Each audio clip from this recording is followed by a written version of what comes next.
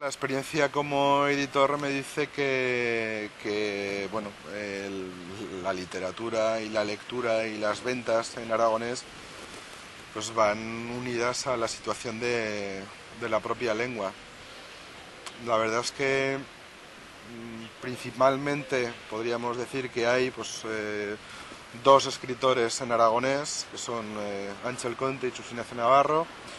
cuyos libros desde nuestra editorial pues los hemos vendido muy bien. Hay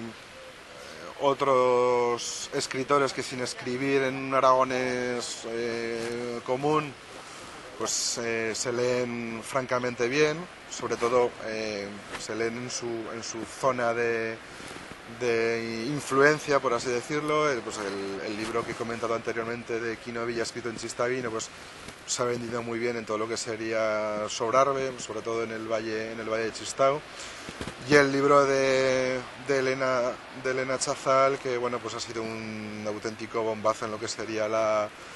en toda la zona de influencia de Estadilla, Fons, Graus, La Pobla, Torres. Decirte que la revista Rolde es un poco como el buque insignia de la asociación, porque se lleva publicando desde los inicios de la asociación en el año 77 y siempre pues eso, se ha prestado mucha atención a temas de divulgación e investigación sobre temas aragoneses, y también con mucha atención pues a temas también de creación literaria y artística. De hecho, las portadas pues intentamos que sean siempre obras pues de artistas más o menos consagrados o que tienen cierta proyección. Los libros que hemos publicado, traducciones sobre todo de literatura juvenil, pues no han funcionado, principalmente porque ese público no existe en aragonés, y los libros infantiles pues tampoco, porque uno de los grandes problemas que tenemos en Aragonés es que cada día se están cerrando más escuelas en el Alto Aragón. Entonces, hasta que el aragonés no entre definitivamente